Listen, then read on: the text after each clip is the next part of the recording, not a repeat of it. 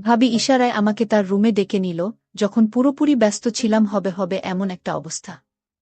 তখন হঠাৎ কাজের মেয়ে দেখে ফেলে। ওর বয়স বেশি না, 15 কি 16 হবে, কিন্তু খুবই সুন্দর ছিল।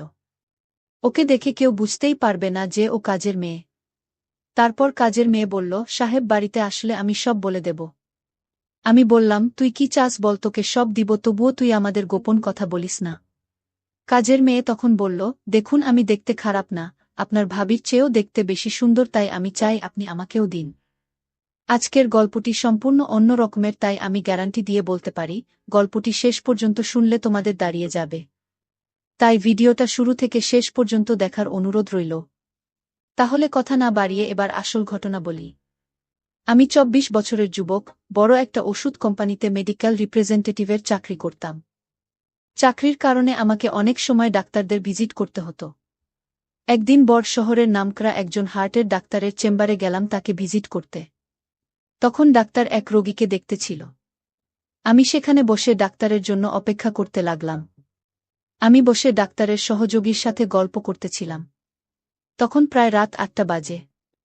এমন সময় এক সুন্দরী মহিলার সাথে একটা 15 বছরের মেয়েকে নিয়ে ডাক্তারের চেম্বারে ঢুকতে দেখলাম। পরে জানতে পারলাম মেয়েটি মহিলার কাজের মেয়ে। মহিলার বয়স 27-28 হবে। দেখতে অনেক লম্বা আর খুবই সুন্দরী। যে কোনো ছেলে দেখে তার প্রতি দুর্বল হয়ে পড়বে। আমি তার দিকে চেয়ে রইলাম। সে একটা হাতকাটা চিকেন কাপড়ের জামা পরেছিল। মহিলা আমার দিকে তাকিয়ে মুচকি হেসে বলল, আমি ডাক্তার দেখাতে চাই, তাই ডাক্তারের অ্যাপয়েন্টমেন্ট লাগবে। ডাক্তারের সহযোগী ফাইল চেক করে বলল, আপনাকে 4 দিন পরে আসতে হবে, এর আগে কিছুতেই সম্ভব না। মহিলা বলল, প্লিজ ভাই, আমাকে কালকে ব্যবস্থা করে দিন। কিন্তু সহযোগী বলছে, না ম্যাডাম, কালকে কোনোভাবে সম্ভব না। এরপর মহিলাটি কাউন্টারের সামনে এসে একটু ঝুঁকে আমার দিকে তাকিয়ে কেমন একটা মুচকি হাসি দিয়ে বলল, আপনি একটু চেষ্টা করে দেখেন না। আমি তার দিকে চেয়ে রইলাম। আমি ভাবলাম এর সাথে খাতির হলে মনে হয় কিছু লাভ হবে। আমি বললাম, আপনি একটু বসেন, ডাক্তার ফ্রি হলে আমি কথা বলে দেখছি। কিছুক্ষণ পর ডাক্তার ফ্রি হলে আমি তার রুমে গিয়ে বললাম, আমার এক পরিচিত ভাবি আছে, তার জেন কি সমস্যা, তাই আপনাকে কাল একটু সময় দিতে হবে। যেহেতু ডাক্তারদের আমরা অনেক সুযোগ সুবিধা দেই, তাই সে তার সহযোগীর থেকে সব চেক করে আমাকে বলল, কালকে সকাল 10:30টায় আমি সময় দিতে পারব। আমি এসে মহিলাকে বললাম, সকাল 10টায় সে আসতে পারবে কিনা। সে রাজি হল এবং আমাকে অনেক ধন্যবাদ দিল। আমিও তার সাথে চেম্বার থেকে বের হয়ে এলাম। তাকে বললাম, ডাক্তার সাহেবকে বলেছি আপনি আমার ভাবি, তাই সে রাজি হয়েছে। সে বলল, তাহলে কালকে আমার জন্য আপনাকে আবার আসতে হবে। আমি বললাম, এতে কোনো সমস্যা নেই। আপনার মতো সুন্দরী মহিলাকে সাহায্য করতে পেরে ভাল লাগছে। তার চেহারায় একটা হাসি দেখলাম। আমি বললাম, আমার নাম রাশেদ। সে বলল, নাম পূর্ণিমা। সে বিবাহিত, তার স্বামী দুবাই থাকে।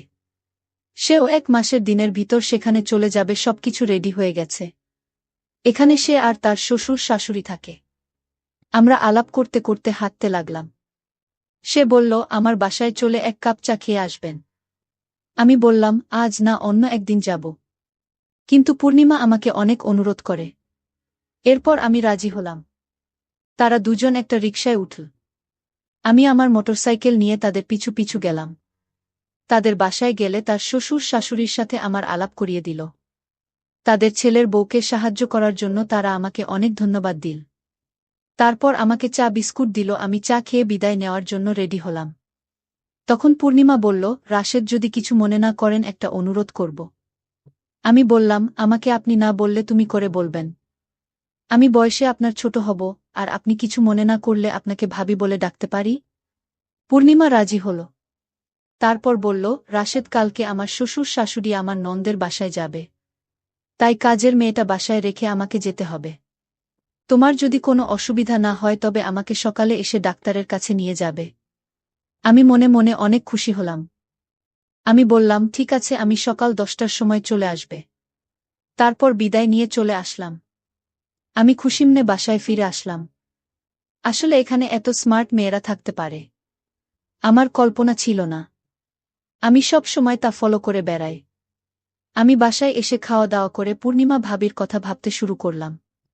আর কালকে সকালের জন্য অধীর আগ্রহে অপেক্ষা করতে লাগলাম। পরের দিন সকাল 7টায় ঘুম থেকে উঠে আমি রেডি হয়ে পূর্ণিমা ভাবির বাসায় চলে গেলাম। গিয়ে দেখলাম পূর্ণিমা ভাবি রেডি আর তার শ্বশুর শাশুড়ি রেডি হচ্ছে মেয়ের বাড়ি যাওয়ার জন্য। আমি আমার মোটরসাইকেলের পিছে পূর্ণিমা ভাবিকে নিয়ে চললাম, তারপর বাসার সামনে হাজির হলাম। আমি একটু লজ্জা পেলাম, জানি না পূর্ণিমা ভাবি কি ভাবছে আমার সম্পর্কে। আমার কেন জানি মনে হলো পূর্ণিমা ভাবি ইচ্ছাকৃতভাবে আমার মোটরসাইকেলে উঠছে। এভাবে চলতে চলতে প্রায় আধা ঘন্টা লেগেছিল। ডাক্তার সাহেব তখনও আসে নাই, তাই ভাবি ওয়েটিং রুমে বসে অপেক্ষা করতে লাগল। আমিও ভাবির সাথে একটু দূরে বসে গল্প করতে লাগলাম। আমি বারবার ভাবির দিকে তাকাচ্ছিলাম, ভাবি ব্যাপারটা বুঝে মুচকি মুচকি হাসতে লাগল। কিছুক্ষণ পর ডাক্তার সাহেব এসে ভাবিকে চেক আপ করল। ডাক্তার দেখানো শেষ হলে আমি ভাবিকে নিয়ে বাসায় গেলাম। বাসার কাছাকাছি আসতেই পূর্ণিমা ভাবি আমার মোটর সাইকেল থেকে নেমে পড়ল। বাসায় এসে দেখলাম তার শ্বশুর শাশুড়ি চলে গেছে আর কাজের মেয়ে বাসায় একা। ভাবি আমাকে বসতে বলে কাজের মেয়েকে নিয়ে ভিতরে গেল। একটু পর ভাবি বলল, আমার ল্যাপটপ কালকে রাতে হঠাৎ বন্ধ হয়ে গেছে। তুমি কি দেখবে কি সমস্যা হয়েছে? আমি বললাম, ঠিক আছে ভাবি, কোথায় নিয়ে আসেন? পূর্ণিমা ভাবি বলল, আমার বেডরুমে আছে, তুমি ভেতরে আসো। আমাকে বেডরুমে নিয়ে তার ল্যাপটপ দিয়ে বলল, তুমি দেখো কি সমস্যা হয়েছে, আমি একটু কাজ করে আসছি। কাজের মেয়েকে বলল, আমাকে চা দিতে। আমি ল্যাপটপ অন করে স্ক্যান করে ভাইরাস মুক্ত করে দিলাম। তারপরই স্টার্ট করে দেখলাম ঠিকমতো কাজ করছে। আমি তখনও ল্যাপটপ নিয়ে ঘাটাঘাটি করছি। প্রায় ২০ মিনিট পর পূর্ণিমা ভাবি আসলো, আমি তার দিকে তাকিয়ে অবাক হয়ে গেলাম। তারপর পূর্ণিমা ভাবে আসলো। আমি হাঁ করে তাকে দেখতে লাগলাম। ভাবি বলল, এমন করে কি দেখছ? আমি বললাম, তেমন কিছু না। ভাবি বলল, কিন্তু আমি তোমার মাঝে এমন কিছু দেখছি যা আমি আগে কখনো দেখিনি। ভাবি আমার অবস্থা বুঝে হাসতে লাগল। একটু পর কাজের মেয়ে আমাদের চা বিস্কুট দিয়ে গেল। আমরা চা খেতে খেতে গল্প করলাম। পূর্ণিমা ভাবি অনবরত হাসতে লাগল। আমি ল্যাপটপ ঠিক করে ভাবিকে দেখানোর জন্য একটা মুভি চালু করলাম। আর সাথে সাথে একটা বাজে ছবি চালু হলো। আমি কি করব বুঝতে না পেরে ভাবির দিকে তাকালাম।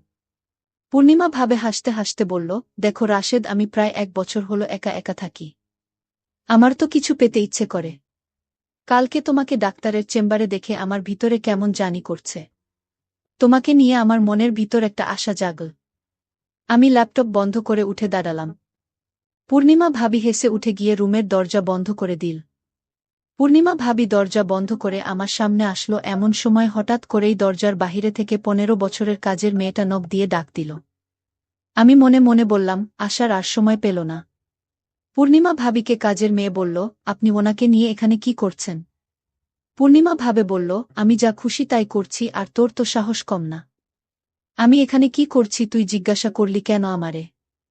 কাজের মেয়ে বলল, ম্যাডাম, আমি তো খারাপ কিছু বলিনি। ম্যাডাম বলল, তুই এখন যা, তোর রুমে গিয়ে ঘুমা। কাজের মেয়ে তখন বলল, ঠিক আছে ম্যাডাম, আমি যাব, কিন্তু আপনারা যা করছেন তা কিন্তু মোটেই ভালো না। সাহেব বাড়িতে আসলে আমি সব বলে দেব। কাজের মেয়ের মুখে সব কথা শুনে আমার মেজাজটা খুব খারাপ হলো। আমি বললাম, এই ছোটলোক, আমি এখানে কি করছি যে তুই আমার স্বামীকে বলবি? ম্যাডাম, আপনি তো ভালো করে জানেন কি করতে চাইছেন। বাহিরের একটা লোক রাতের বেলায় কারো বাসায় এভাবে থাকতে পারে না। আমি বললাম, তুই কাল থেকেই বাসায় আসবি না। আমি তোর চেহারা দেখতে চাই না। তুই দিন দিন বড় পাকামি করছিস। ঠিক আছে ম্যাডাম, আপনার মতো খারাপ ম্যাডামের বাসায় কাজ করার ইচ্ছাও আমার নাই। তবে ম্যাডাম, আপনি মনে রাখেন আজকের দিনের কথা। আজকে আপনি কি করতে চাইছিলেন তা কিন্তু আমি ভুলব না, আর বলেও দেব। আমি কাজের মেয়েকে বললাম, এগুলো আমার স্বামী কখনো বিশ্বাস করবে না। কাজের মেয়েটি তখন বলল, বিশ্বাস কিভাবে করতে হয় তা আমার জানা আছে। কাজের মেয়েটি তখন বলল, আমার মোবাইলের সব রেকর্ড করা আছে। একটা অচেনা ছেলে আপনার রুমের ভিতর কি করে সেটা একটা বাচ্চা ছেলেও বুঝবে। কাজের মেয়েটা এত পাকা পাকা কথা জানে আমি জানতাম না। আর তাছাড়া তার মাথায় প্রচণ্ড বুদ্ধি আছে। আমি এখন কি করব বুঝতেছি না। তখন রাশেদ বলল, রাগ করে কোনো সমাধান হবে না, উল্টো মান সম্মান যাবে। আর তাই আমি এর সমাধান করছি। ভাবি, আপনি কোনো কথা বলবেন না। আমি কাজের মেয়েটিকে জিজ্ঞেস করলাম, আচ্ছা তুমি কি চাও এর বিনিময়ে? কাজের মেয়েটি বলল, আমি কিছু চাই না। আমার টাকা পয়সার কোনো লোভ নেই। আচ্ছা তাহলে কি করলে তোমার মুখটা বন্ধ রাখবে? আর আমাদের কথা কাউকে বলবেন না। কাজের মেয়েটি বলল, একটা জিনিস চাই, যদি দেন তাহলে আমি কাউকে কিছু বলবো না। আমি বললাম, আচ্ছা ঠিক আছে, এখন বলো তোমার কি জিনিস চাই। কাজের মেয়েটি তখন বলল, আপনি ভাবির সাথে যা করতে চেয়েছিলেন আমিও তা চাই। কাজের মেয়ের মুখে এমন কথা শুনে আমার কলিজাটা কেঁপে উঠল। আরে বলে কি? আমি তখন কাজের মেয়েটিকে প্রশ্ন করলাম, এর আগে কি তুমি এরকম হয়েছে কারো সাথে? কাজের মেয়েটি বলল, না হয়নি, কিন্তু আমি চাই। আমি কাজের মেয়েটিকে বুঝিয়ে বললাম, দেখো তুমি এখনো বাচ্চা মেয়ে। আচ্ছা তুমি নিজেই বলো এখন কি তোমাকে বিয়ে দেওয়া ঠিক হবে? কাজের মেয়েটি বলল, আমার পাশের বাড়ির বান্ধবী। সে আমার থেকে 2 বছরের ছোট। তার যদি বিয়ে হতে পারে তাহলে আমার হতে পারে না। আমি কাজের মেয়ে। প্রত্যেকটা কথা শুনে অনেক অদ্ভুত লাগছে। আমি তখন কাজের মেয়েটিকে ধমক দিয়ে বললাম, তুমি যে সব বলছো তোমার কি ভয় করছে না? ভয় করবে কেন? বন্ধুরা, ভিডিও মাঝখানে একটা কথা বলতে চাই, আমি তোমাদের আনন্দ দেওয়ার জন্য রাত জেগে খুব কষ্ট করে ভিডিও বানাই। তাই তোমাদের কাছে অনুরোধ থাকবে অবশ্যই এই ভিডিওটি দেখে একটি লাইক করবে এবং সামিয়া ব্লগ চ্যানেলটি সাবস্ক্রাইব করে পাশে থাকবেন। আজকাল তো এসব বিষয় পানি ভাত। আরে বলে কি, আচ্ছা ঠিক আছে। আমি যদি তোমার কথা রক্ষা না করি তাহলে তুমি সব বলে দেবে, তাই তো? যদি আপনি আমার কথা না রাখেন তাহলে আমি অবশ্যই বলে দিব। এতে আপনার সমস্যা হবে আর ম্যাডামেরও সমস্যা হবে। আমি তখন কাজের মেয়ের সাথে কথা বলে পারছিলাম না। আর তাই তার প্রস্তাবে আমি রাজি হলাম। পূর্ণিমা ভাবি বলল, আপনি কি বলছেন, ও এসব কি পারবে আপনার সাথে? আপনি কি পাগল হয়ে গেছেন নাকি? আমি বললাম, দেখো ভাবি, ওর মুখ চাপা দেওয়ার জন্য এছাড়া আমাদের অন্য কোনো উপায় নেই। সে পারুক না পারুক সেটা তার বিষয়, আমি চেষ্টা করে দেখতে পারি। ঠিক আছে, আপনি যা ভালো মনে করেন তাই করেন। পরে সমস্যা হলে আপনি বুঝবেন। সেই চিন্তা তোমার করতে হবে না। আমি সব সামলে নেব। আমি তখন কাজের মেয়েটাকে বললাম, কোথায় যেতে হবে বলো? কাজের মেয়েটি বলল, এই বাসায় আরও একটি রুম আছে, যে রুমে আমি রাতে একা থাকি সেই রুমে। কোথায় সেই রুম? কাজের মেয়েটি বলল, আসুন আমার সাথে। আমি কাজের মেয়ের পিছু পিছু গেলাম। তারপর সে যে রুমে থাকে সেই রুমে আমাকে নিয়ে গেল। আর পূর্ণিমা ভাবি বলল, আপনি যান, চিন্তা কইরেন না, আমি আছি বারান্দায়। আমি পূর্ণিমা ভাবিকে বললাম, ঠিক আছে, আপনি বারান্দায় থাকেন। তারপর কাজের মেয়ের রুমে ঢুকলাম।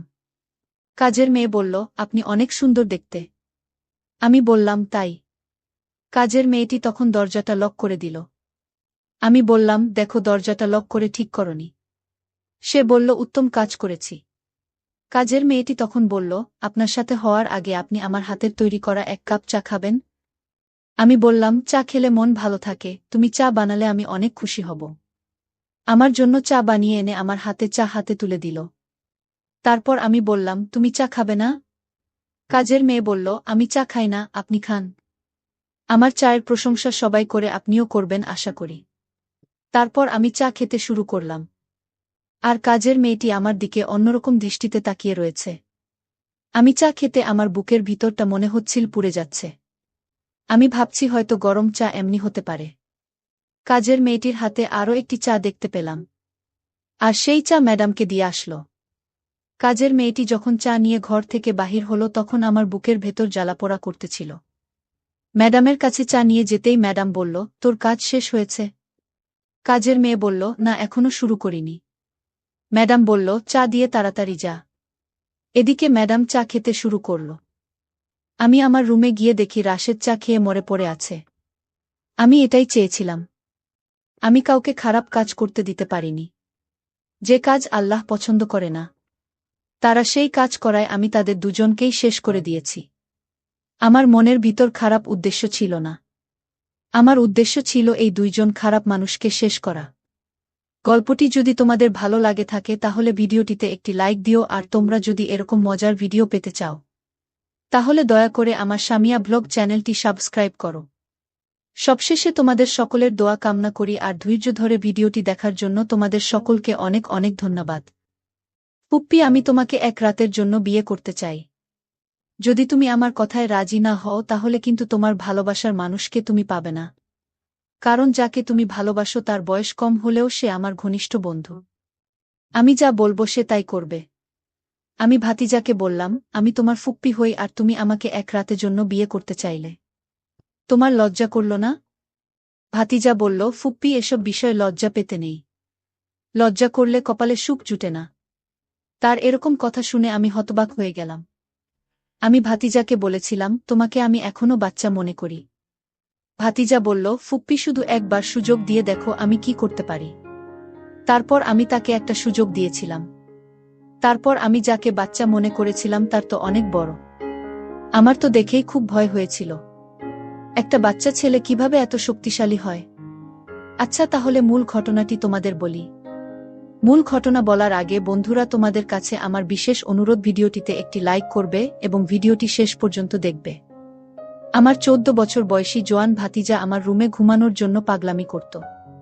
সে আমার দিকে কেমন করে যেন তাকিয়ে থাকত আর মিটি করে হাসত। আমি দেখতে এতটাই সুন্দরী ছিলাম যে বাচ্চা ছেলেরাও আমাকে দেখে পাগল হয়ে যেত। আমি দেখতে অনেক সুন্দর, কিন্তু তবুও আমার বিয়ে হয়নি। এত সুন্দরী হওয়ার পরেও কারো সাথে আমার বিয়ে হয়নি। কারণ আমার নাকি বড় একটা সমস্যা ছিল। কিন্তু কি সমস্যা সেটা আমাকে কেউ বলেনি। আমি নাকি কপালপোড়া দোষী, আর এই কারণেই আমার এখন পর্যন্ত বিয়ে হয়নি। এদিকে আমার ভাবি সবসময় আমাকে খোঁটা দিয়ে বলতো যে, আর কতদিন ভাইয়ের ঘাড়ে চেপে বসে থাকবে?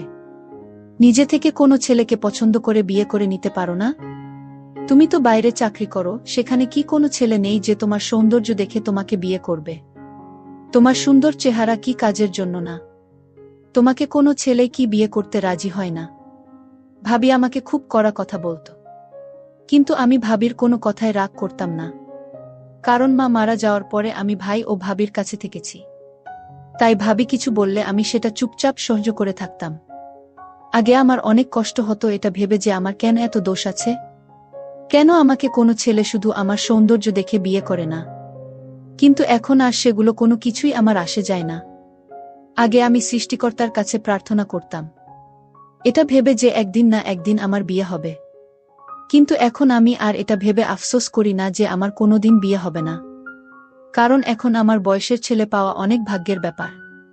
কারণ বেশিরভাগ মেয়েদের তো সাধারণত 16 থেকে 22 বছরের মধ্যে বিয়ে হয়ে যায়। আর আমার মতো 30 বছর বয়সী মেয়ের জন্য পাত্র খুঁজে পাওয়া খুবই কঠিন। একদিন রাতের বেলায় আমি নিজের কাজে ব্যস্ত ছিলাম। ওই সময় আমার ভাতিজা ঘরে এসে বলল, আমাকে দেখে বুঝি মনেই হয় না যে আমার বয়স 30 বছর। আমাকে তো 18 বছরের মেয়েদের মতোই দেখায়। আমি তখন ভাতিজাকে বলেছিলাম, আমি তোমার ফুপ্পি, তাই তোমার আমাকে এই ধরনের কথা বলার একদম ঠিক না। যাও নিজের ঘরে গিয়ে শুয়ে পড়ো, এখন অনেক রাত হয়েছে। আমার ভাতিজা তখন রুম থেকে যাওয়ার আগে বলল, ফুপ্পি এই কথাটা আমি বলছি না। আজ সকালে আমার যে বন্ধুরা এসেছিল, সে তোমার ব্যাপারে এরকম কথা বলেছে। তাই আমি তোমাকে তার কথাটাই বলতে এসেছিলাম। আমি তখন আমার ভাতিজাকে জিজ্ঞেস করলাম, তোমার বন্ধুর নাম কি? ভাতিজা তখন বলল, তার বন্ধুর নাম সোহাগ। পরের দিন সকাল বেলায় আমার অফিসের কাজ ছিল না। তাই আমি নিজের কাপড় চোপড় বাড়ির পিছনের উঠোনে শুকোতে দিচ্ছিলাম। ওই সময় দেখলাম আমার ভাতিজার বন্ধু সোহাগ আমার কাছে এসে বলল, ম্যাডাম কেমন আছেন? আমি যখন পেছন দিকে ঘুরে তাকালাম তখন দেখলাম একটা ছেলে ঘাড়ে ব্যাগ নিয়ে দাঁড়িয়ে আছে। আমি তখন জিজ্ঞাসা করলাম, তোমার নাম কি সোহাগ? সে তখন বলল, হ্যাঁ আমি সোহাগ। তখন আমি বললাম, তুমি আমার নাম ধরে কিভাবে ডাকতে পারলে? আমি তোমার ফুপ্পি হই। তাই আমাকে নাম ধরে নয়, ফুপ্পি বলে ডাকবে। কারণ তুমি আমার ভাতিজার বন্ধু, তাই তুমিও আমার ভাতিজা, এরকম ভুল আর কোনো দিন করবে না। আমার ভাতিজা যেমন আমাকে ফুপ্পি বলে ডাকে, তুমি আমাকে ফুপ্পি বলে ডাকবে। আর এখানে তুমি কি করছো? আমার ভাতিজা তো স্কুলের জন্য অনেক আগে বেরিয়ে গেছে। সোহাগ বলল, ফুপ্পি আপনার একা একা রোদে কাজ করতে দেরি হচ্ছে, আমি আপনাকে একটু সাহায্য করি। আমি তখন সোহাগকে বললাম, আমাকে সাহায্য করতে হবে না। আমি কারো সাহায্য নিয়ে কাজ করতে একদমই পছন্দ করি না। আমি নিজের কাজ নিজে করতে পছন্দ করি। তুমি এখনই এখান থেকে চলে যেতে পারো। তারপর সেদিন রাতের বেলায় যখন আমি খাওয়া দাওয়া করে নিজের ঘরে শুয়েছিলাম, তখন আমার মনে হলো আমার পাশে যে কেউ বসে আছে। এমনকি ঘুমের মধ্যে অনুভব করলাম আমার কাছে কেউ যেন আসার চেষ্টা করছে। আমি চিৎকার করে উঠলাম, কারণ আমার পাশে একটা ছেলে বসেছিল, আর তার মুখটা কালো কাপড় দিয়ে ঢাকা ছিল। যখন আমি চিৎকার করে উঠলাম তখন সে ঘরের ভেতর দিয়ে দৌড়ে পালানোর চেষ্টা করল। ওই সময় আমার ভাতিজা বারান্দার ঘরে ছিল। আমার ভাতিজা ওই চোরটাকে দেখে ভয়ে চিৎকার করল। তারপর বাড়ির বাকি সবাই যখন হাজির হলো তখন দেখলাম আমার ভাতিজার মুখটা চেপে ধরে আছে সেই চোর। তখন আমি না পেরে ওই চোরের চুলের মুঠি ধরে বললাম, আমার ভাতিজাকে ছেড়ে দে। তারপর চোর বাড়ির বাকি সবাইকে দেখে খুব বেশি ঘাবড়ে যায় আর আমার ভাতিজাকে ওই চোরটা খুব জোরে ধাক্কা দিয়ে বাড়ি থেকে পালিয়ে যায়। আমরা সবাই ওই চোরকে অনেক ধরার চেষ্টা করেছিলাম কিন্তু ধরতে পারিনি, এমনকি তার মুখটা পর্যন্ত দেখতে পারিনি। কিন্তু অবাক বিষয় হচ্ছে এই চোরটা আমাদের বাড়িতে কোনো কিছু চুরি করেনি, সে শুধু আমার একটা পোশাক নিয়ে পালিয়েছিল। এদিকে আমার ভাতিজা ভয় পেয়ে অজ্ঞান হয়ে গিয়েছিল যখন ওই চোর তার মুখটা খুব জোরে চেপে ধরেছিল। চোরের পালিয়ে যাওয়ার পরে আমার ভাতিজার চোখে মুখে জলের ছিটে দিয়েছিলাম, তারপর ভাতিজার জ্ঞান ফিরে এসেছিল। এদিকে আমার ভাবিও আমার ভাতিজার অবস্থা দেখে কেঁদে কেটে অবস্থা খারাপ হয়ে গিয়েছিল। আমার ভাইয়া যেহেতু বিদেশে থাকত, সেদিন রাতের বেলা ভাইয়া বাড়িতে থাকলে আমাদের হয়তো এতটা ভয় লাগতো না। ওই দিন আমরা সবাই অনেক ভয় পেয়েছিলাম। এদিকে আমার ভাতিজার সঙ্গে তার বন্ধু সোহাগ যখনই আমাদের বাড়িতে আসত, তখনই ওই ছেলেটা আমার সঙ্গে কিছু না কিছু কাণ্ড ঘটাতা। সেদিন যখন আমি নিজের ঘরে বসে লাগবে কিছু কাজ করেছিলাম, তখন সে আমার ঘরের ভিতরে এসে বলল, আপনি দেখতে খুব সুন্দর। আমি তার কথা শুনে অবাক হয়ে তার দিকেই তাকিয়েছিলাম। তারপর সে হঠাৎ করে অদ্ভুত আচরণ করার চেষ্টা করছিল। তখন না পেরে তাকে একটা থাপ্পড় মেরে বলেছিলাম, তুমি এটা কি করছো? বেরিয়ে যাও এখান থেকে। সে দিনের পর থেকে আমার ভাতিজার বন্ধু সোহাগ বেশ কিছুদিন আমাদের বাড়িতে আসেনি। অনেকদিন পর সে একদিন হঠাৎ করে আমাদের বাড়িতে এসে সুযোগ পেয়ে আমাকে বলল, আপনার সঙ্গে আমি বন্ধুত্ব করতে চাই এবং ওই দিনের ব্যবহারের জন্য আমি খুবই দুঃখিত। আমাকে ক্ষমা করে দিন আর আমার সঙ্গে বন্ধুত্ব করুন। আমি তখন ওকে বলেছিলাম, তুমি এখন অনেক ছোট আর আমার বয়সটা দেখেছ, আমি তোমার থেকে অনেক বড়, তাই আমি তোমাকে নিজের বন্ধু করতে পারবো না। সে তখন বলল, আমি বড় হয়ে গেছি, আমি আর ছোট নেই। আমি তখন তাকে বুঝিয়ে বললাম, তুমি আরও একটু বড় হও, তারপর আমি তোমাকে বন্ধু বানাব। ছেলেটি মাঝে মধ্যে এমন ব্যবহার করত যে তাকে দেখে খুব বিরক্ত লাগত। একদিন ভাবি আমার ভাতিজাকে বলল, তুই সোহাগর সঙ্গে একদম চলাফেরা করবি না। সোহাগ ছেলেটাকে আমার মোটেই ভাল লাগে না, সঙ্গদোষে তুইও খারাপ হয়ে যাবে, তাই সোহাগ ছেলেটাকে আর আমাদের বাড়িতে নিয়ে আসবি না। আমার ভাতিজা কিন্তু খুব ভদ্র এবং সহজ সরল ছিল, কিন্তু তার বন্ধু সোহাগ মোটেই সহজ সরল ছিল না। সে যেহেতু অন্য জায়গা থেকে এসেছিল এই শহরে পড়াশোনা করার জন্য, তাই সে পেইং গেস্ট থাকত এবং মাঝে মধ্যে কোনো না কোনো বাহানায় আমাদের বাড়িতে আসত। আমার ভাতিজা বুঝতে পেরেছিল যে সোহাগ ছেলেটিকে সে নিজের বাড়িতে নিয়ে এসে অনেক বড় একটা ভুল করেছে, কারণ সে তো প্রায় দিনই আমাদের বাড়িতে এসে হাজির হয়ে যেত। আমার খুব আশ্চর্য লাগে যে 13 বছরের ছেলে কিভাবে আমাদের মতো বয়সী মেয়েদের উপরে নজর দিতে পারে।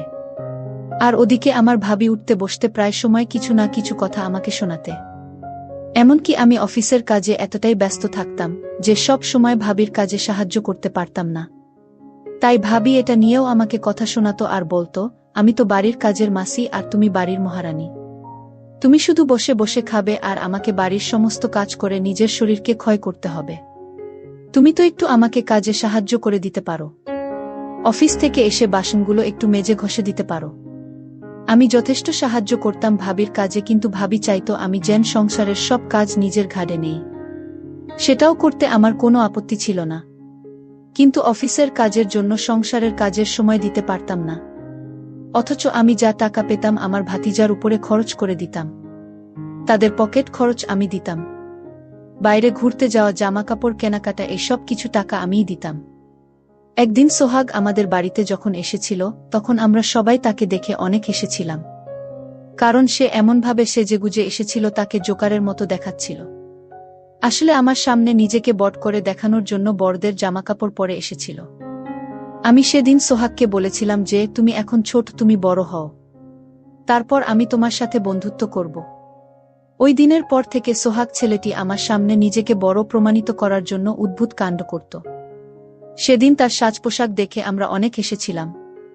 সেদিন সোহাগ লজ্জা পেয়ে আমাদের বাড়ি থেকে চুপচাপ চলে গিয়েছিল।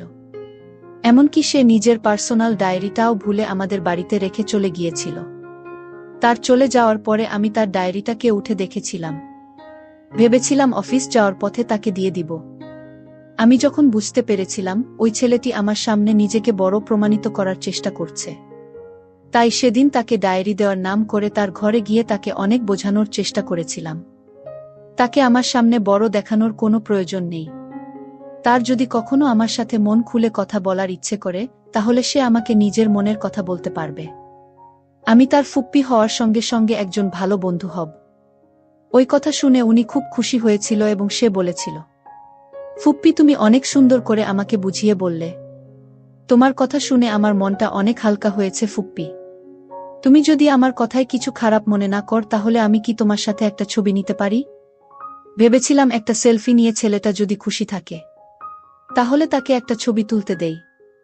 আমি তো স্বপ্নেও ভাবতে পারিনি যে ওই ছেলেটির মনে আমার প্রতি এত নোংরা চিন্তাভাবনা ছিল। আর সে যখন আমাদের বাড়িতে আসতো তখন আমার দিকে ঘুরে ঘুরে তাকাতে। এমনকি বাড়িতে তো আমার ভাতিজা থাকতো এবং সেও জোয়ান হয়ে উঠেছিল। কিন্তু সোহাগ আমার ভাতিজার দিকে তাকাতো না। ওর নজর তো আমার দিকেই থাকতো। ডায়েরিটা দিয়ে আমি যখন বাড়ি ফিরে এসেছিলাম তখন ভাবি আমাকে বলেছিল, তোমার তো আজকে অফিস ছুটি আছে, তাহলে তুমি বাইরে কোথায় গিয়েছিলে? বাড়িতে থেকে তো আমার কাজে একটু সাহায্য করে দিতে পারো।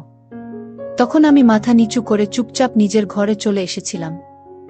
আমি আর ভাবিকে এটা বলিনি যে আমি সোহাগের ঘরে গিয়েছিলাম তার ডায়েরিটা ফেরত দিতে। পরের দিন সকালবেলা আমি যখন অফিস যাওয়ার জন্য তৈরি হয়েছিলাম তখন ভাবি ঘরে এসে হঠাৎ করে আমার গালে একটা থাপ্পড় মেরে বলেছিল, আমাদের কি এই দিনটা দেখার বাকি ছিল? এখন এই বয়সে তুমি একটা বাচ্চা ছেলের সাথে প্রেম করতে শুরু করলে। তোমার লজ্জা করে না? তুমি ওর মায়ের বয়সী। তুমি আমাদের মান সম্মান সবকিছু শেষ করে দিয়েছ। তোমার ভাই বাড়ি ফিরে আসলে বলবো তোমাকে যাতে এই বাড়ি থেকে বের করে দেওয়া হয়, না হলে তোমার জন্য আমার ছেলে মেয়েদের ভবিষ্যৎ নষ্ট হবে। ভাবির কথা শুনে আমার তো পায়ের তলা থেকে মাটি সরে যাওয়ার মতো অবস্থা হয়েছিল। সে কি বলতে চাইছিল আমি কিছুই বুঝতে পারিনি। যাই হোক, আমি আসলে নিজের অজান্তেই সোহাগকে ভালোবাসতে শুরু করলাম। কিন্তু এর মধ্যে সোহাগ অনেকদিন যাবত আমার সাথে দেখা করে না।